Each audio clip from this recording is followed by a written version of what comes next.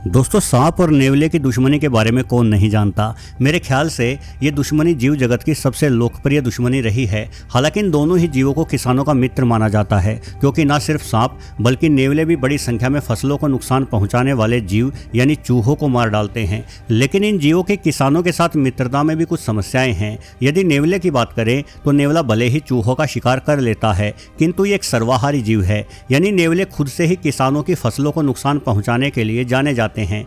कई प्रकार के फल वाले पेड़ नेवलों के लगातार हमलों से सूख जाते हैं। और यदि सांपों की बात की जाए तो ये जीव पूर्णतः मांसाहारी है, जो फसलों को तो कोई नुकसान नहीं पहुंचाता, किंतु सांप के दांतों में छुपा हुआ जहर कई बार खुद किसान को ही परलोक पहुंचा देता है। अब भाई सांप से तो नेवले ही भले, थोड़ी बहुत फसल भले ही बर्बाद कर दे, किंतु कम से कम किसान की जान तो नहीं लेते। बस ऐसा ही कुछ सोचकर जापानी लोगों ने वर्ष 1980 के आसपास बड़ी संख्या में भारत और अन्य करीबी देशों से नेवलों को मंगाया। लेकिन जापानियों की ये सोच खुद जापानियों पर ही भारी पड़ जाएगी, ऐसा जापानियों ने नहीं सोचा था। ये पूरा माजरा क्या था, ये जानने के लिए वीडियो से आखिरी तक जुड़े रहें। और अगर पहली बार इस चैनल पर आए हैं तो सब्सक्राइब बटन दबा डालें।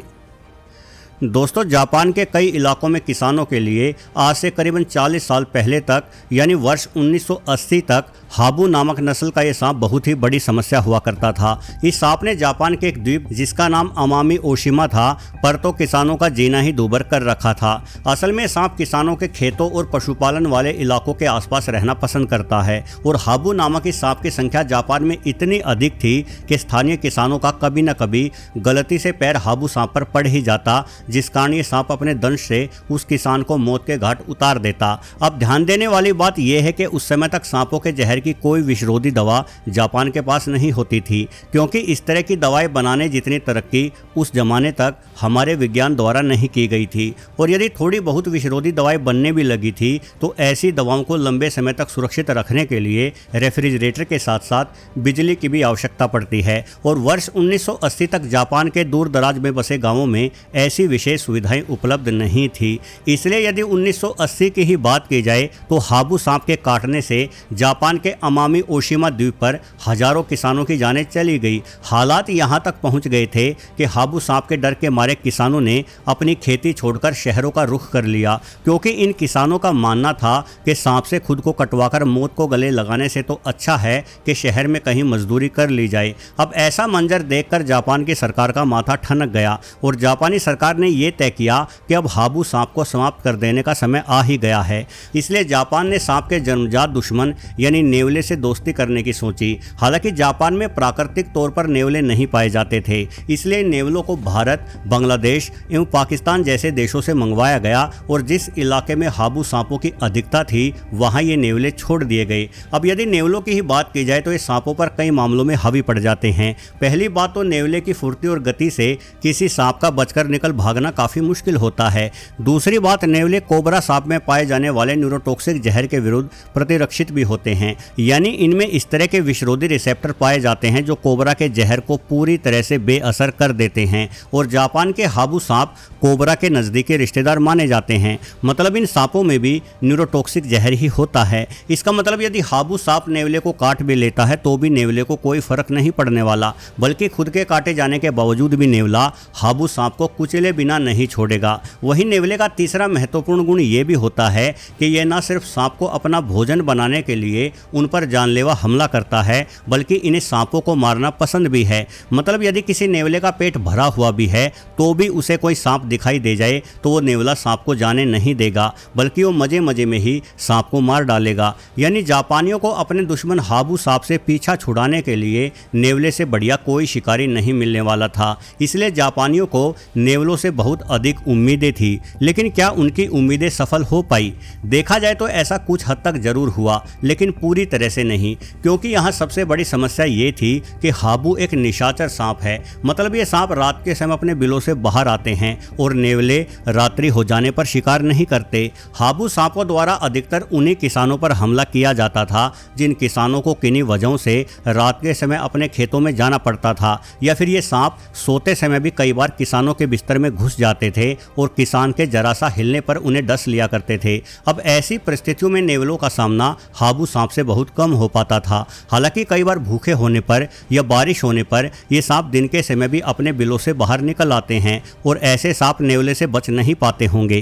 किंतु कुल मिलाकर यह मिशन उतना कामयाब नहीं रहा जितना इससे जापानियों ने उम्मीद लगाई थी। ऊपर से जिस तरह से किसी दवा के साइड इफेक्ट्स होते हैं, उसी तरह से इस मिशन के भी साइड इफेक्ट्स आना शुरू हो गए। अब जाहिर है कि दिन के समय अपने भोजन के रूप में सांप न मिलने की स्थिति में नेवलों को अपनी पेट पूजा तो किसी तरह से करनी ही थी। इसलिए इन नेवलों ने जापान में पाए जाने वाले एक छोटे आकार के दुर्लभ खरगोश को ही लपेटे में लेना शुरू कर दिया।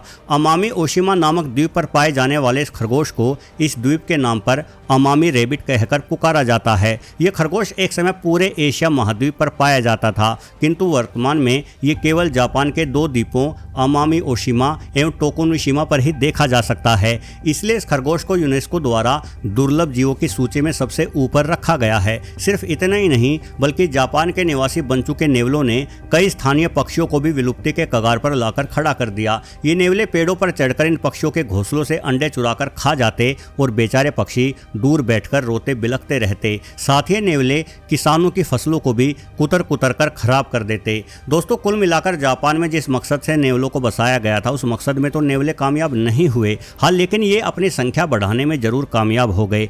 जापान के अमामी ओशिमा द्वीप पर जहां सिर्फ कुछ 100 नेवले ही छोड़े गए थे, वहीं आने वाले 20 वर्षों में यानी वर्ष 2000 तक इस द्वीप पर नेवलों की अनुमानित संख्या 50,000 तक पहुंच गई और ये नेवले जापान के मूल जीवों को बड़ा ही नुकसान पहुंचा रहे थे। और जब ऐसा लगने लगा कि बाहर से बसाए गए ये नेवले जापान के मूल जीवों को समाप्त ही कर डालेंगे, तो मजबूरन जापानियों ने नेवलों को पकड़ने का एक विशेष अभियान शुरू किया। हालांकि यह कार्य काफ़ी मुश्किल होने वाला था। जाहिर है, नेवले जैसे छोटे और तेज तर्रार जीव को पकड़ना कोई आसान काम नहीं हो सकता। तभी तो इसके लिए जापानी सरकार ने उन इलाकों में कैमरे लगाए जहां सबसे अधिक नेवले निवास कर रहे थे। इन कैमरों के जरिए नेवलों की आदतों को समझा गया, वो किन रास्तों से अधिक गुजरते हैं ये भी जाना गया और उन्हीं रास्तों पर नेवलों को पकड़ने वाले विशेष पिंजरे लगाए गए। जहां नेवलों की आबादी हद से ज़्यादा हो चुकी थी, वहां नेवलों के पसंदीदा भोजन में जहर डालकर भी रखा गया ताकि उस भोजन को खाकर नेवले मारे जाएं। इसके साथ साथ खोजी कुत्तों को विशेष रूप से नेवले खोजने के लिए प्रशिक्षित किया गया। ये कुत्ते अपनी तेज नाक की मदद से नेवलों के रहने के ठिकानों तक इंसानों को पहुंचा देते, जहां बड़े संख्या में पिंजरे लगा दिए जाते एवं प्रति वर्ष हजारों नेवलों को उन पिंजरों में पकड़ा जाने लगा। और वर्ष 2018 आते आते एक बार फिर से जापान के अमामी ओशिमा द्वीप पर कोई नेवला बाकी नहीं रहा। अब देखा जाए तो इस पूरे घटनाक्रम से कुछ बातें साफ हो जाती है। पहली बात, इंसान कितना भी बुद्धिमान क्यों न हो, लेकिन प्रकृति के मामलों में दखलंदाजी करने जितनी बुद्धिमत्ता हमारे भीतर अभी नहीं आई है और शायद कभी आएगी भी नहीं। इसलिए प्रकृति जिस हिसाब से अपने निर्णय ले रही है, हमें उन निर्णयों को सही मानकर शांति से उनका स्वागत करना चाहिए, ना कि अपनी होशियारी दिखाते हुए प्रकृति के काम में दखल अंदाजी करनी चाहिए। कोई नया शिकारी यदि अचानक से शिकार होने वाले जीवों के सामने प्रकट हो जाता है, तो जीव जगत की संपूर्ण आहार श्रृंखला ही बर्बाद हो सकती है, क्योंकि उस नए शिकारी से बचने के तरीकों को समझने के लिए स्थानीय जीवों की कई पीढ़ियां बीत जाती है और तब तक उस स्थानीय जीव की सारी नस्ल ही समाप्ति के कगार पर आ खड़ी होती है। एक और महत्वपूर्ण बात यह है कि यदि हमें किसी जीव से खतरा है, जैसे कि जापान में हाबू सांप लगातार किसानों की जान ले रहे थे, तो बजाय उस खतरनाक जीव को समाप्त करने के तरीके सोचने के हमें अपने बचाव पर ध्यान देना चाहिए। मसलन हमें इस तरह की दवाइयाँ या वैक्सीन बनाने की दिशा में अपने अनुसंधान करने चाहिए जिन दवाइयों के दम पर हमें उस खतरनाक जीव से कोई खतरा ना रहे। और ऐसा ही हुआ भी। वर्ष 2000 आते आते जापान में हाबू सांपों के जहर की विषरोधी दवाओं का उत्पादन बड़े पैमाने पर किया गया। इन दवाओं को हर कोने तक पहुंचाया गया और वर्तमान में इन विषरोधी दवाओं के ही कारण हाबू सांप के काटे जाने के मामलों में जान जाने के मामले ना के बराबर ही होते हैं। यहाँ तक कि पिछले 15 सालों के दौरान जापान में हाबू सांप के डसे जाने के हजारों मामलों में मात्र 2 किसानों की ही जानें गई हैं। मतलब खतरे से खुद का बचाव करना अधिक समझदारी भरा कदम है और खतरे की समाप्ति की इच्छा रखना केवल मूर्खता भरी चाहत। बहरहाल वीडियो में दी गई जानकारी के बारे में आपके क्या विचार है, ये कमेंट करके अवश्य बताएं। और यदि इस चैनल पर आगे आने वाले वीडियोस भी आप देखते रहना चाहते हैं तो सब्सक्राइब बटन भी जरूर दबा दें। अंत तक वीडियो देखने के लिए आपका बहुत बहुत धन्यवाद।